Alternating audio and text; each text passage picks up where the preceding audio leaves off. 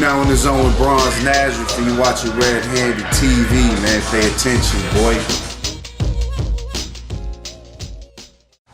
I used to be called Half Entity back in the unknown days, which was before Wu and all that, the music I was doing. So they wanted me to be called Nazareth. And I was like, I feel that and all that, but I watched this movie, The 18 Bronzemen, and it's a martial arts kung fu movie, and it's about the Shaolin monks got to go through the halls of the Bronzemen, and there was like 18 different halls they had to go through, and in order to get out of their temple, they had to fight the 18 Bronzemen. I was like, I like that bronze shit. I became Bronze Nazareth. Basically, Silver Rings, the first European Wu-Tang killer beat, heard my stuff online from this album we did that my brother called Unknown. He loved the beats. So, I told him like, he hit me up. I'm like, I got thousands more. So he basically was like, go to New York, January 17th through such and such. RZA will be there. You can just meet him at 36. I tell him you coming in. Hopefully he'll meet with you. So it took 4 of them trips on the Greyhound. Detroit to New York, Greyhound. The first 3 times, nothing. I was actually in D&D Studios like a whole week while Razor Sharp Records was working on Silver Rings album. And like every day of that week, RZA was supposed to have come through and check on Rings album, but he never was able to make it through. So at the end, I gotta go with this bus ticket, man. I can't wait no more. So back home. The 4th time I came, I was over at 36 Chambers and I seen the 9th Prince. And told him what was good, this and the other. He let me up, sat and waited in 36 Chambers. He didn't come the first day. I come back the next day. I'm standing there, RZA fucking actually walks up. And then I think I had talked to 9th Prince or Papa Wu or somebody who let me back in, and they was gone again. I'm like, what the fuck, they gone the back door or something? But I sat and waited again. Finally they come back in. I'm waiting all night because I'm watching them run around, do business, this and the other. And finally they about to leave and go to the club. It's like 4 in the morning. I'm like, damn, I gotta get him now. I gotta holler at him. So goes, I was like, yo, RZA, can I get 5 minutes real quick, show you some of my work, man? I'm really, trying to get into the movement. So he listened to a song I had called Blowgun. He was like, yo, I want you to join the Wu Elements. They the God is 1,000 years in the birth. So got some crazy nice reviews off of that. Blow time, of course, even if I rode around the world on a blind horse, strapped down, I still get my point across. Allah is Father. I've had no one to care. Yo, as if life can be slowed down 20 frames. I think from there, it was just like I went back home, staying in touch, this and the other, nothing really popping until Dreddy Kruger called. And we did the Wu-Tang meets indie culture, which really got my name out here, as well as with the Wu fans, I was able to grab like a crowd of these young indie hip-hop fans too, so, I wasn't too boxed in.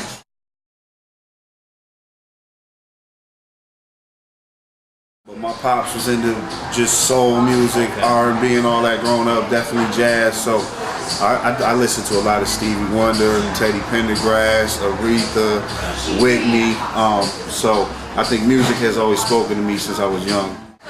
Flashing over to hip-hop, my first hip-hop joint was the Fat Boys Are Back. That was the first shit I heard somewhere on the record. I don't remember where it was, but it was like, what is this shit, man? You know what I mean? Rakim, of course. Pioneers, man. My favorite probably was Big Daddy Kane, though. I loved his visual descriptions of things like no pork from my fork, strictly fish in my dish, can't fall the victim, suck you wish. I flow like water, slaughter, put you out of order, floored you. Like that shit really caught me, like he's stringing the words together so crazy, but visually poetic. So he was just one of my favorites, so he definitely inspired me. Like my mom, she used to be on that like rock station, man, so she'll be listening to shit from Jackson Browne to the Beatles all the way up to more modern stuff, but so yeah, I kind of got a good ear of both forms of music. I used to go over my homie D the Rebel's house back in Grand Rapids, Michigan, and he had this ASR-10, and he used to just let me go in and bang shit out in there. That's like my tool of choice. Still fuck with it. Of the muddy sound, yeah, but a lot of stuff is so computer digitalized now. Like I mess with Cool Edit a lot, so I'm messing with that a lot, like chopping stuff. And now, like sometimes I sit down, throw a whole sample in Pro Tools, just chop it, separate it in there, throw drums in there. So when I make a beat, like I'm always by myself. Like it could be 20 dudes in the studio blowing.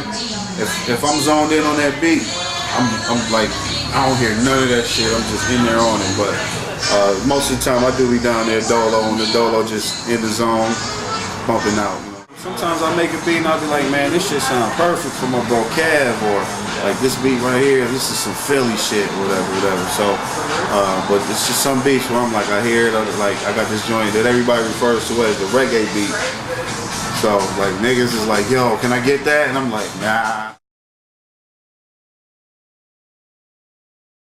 Riding through their whole country, every part is, oh, it's crazy, man. It's crazy, but the show's been sick, man. The show's been sick, man. People been coming out. Yeah, man, this shit is crazy. I love it out here. They did some real hip hop following out here. Right now, I'm working on that, you know, my mixtape series, Thought for Food. I'm on part 3 now. Fire, bro. So that's my project. Then I got one I just finished with Willie the Kid. Willie is from Grand Rapids, you know what I'm saying? I think he's down in Atlanta now too, but we always been connected for a minute, and yo, the music is coming out fire, man. Hey, yo, what's swag sauce when I'm coughing up jewelry? The hottest man near the slaughterhouse, surely. We better promo the fans and know accordingly. I chop a track up and send it to my orderlies. I'm on a beast mission, most consistent when you hear it. Hip hop dead, I'm at award shows of spirit. 106 in Park, kid flows could never feel it. Tunnel through my dark mentals, forever feel it. Moved off Joy Road, I still see it healing. Still hear them gunshots and I bleed with the victim. Sinister minister, administer the wisdom. Not a gangster, but check my trunk, see what's in them. You might see me sending, blowing bags off Linden. On Cherry Lawn, lower flags for kingpins. Salute the mission, we shoot, we not missing. Tim Boots still in the kitchen. In the basement, the henchman. In my palm, but I'm clenching. Make a nigga memory anxious. If he get anxious, the spark dances. This some District 36 shit. Daily wig split, burglary and homicide where my Uncle Bobby died. That's right, I got people from here to the Amistad. Oh my God, put my gun if you run up and try to rob. Through the midst of them blunted cigars, I'm not moving for nobody. I made it this far. Bronze, gun rule. Peace right here on the TV.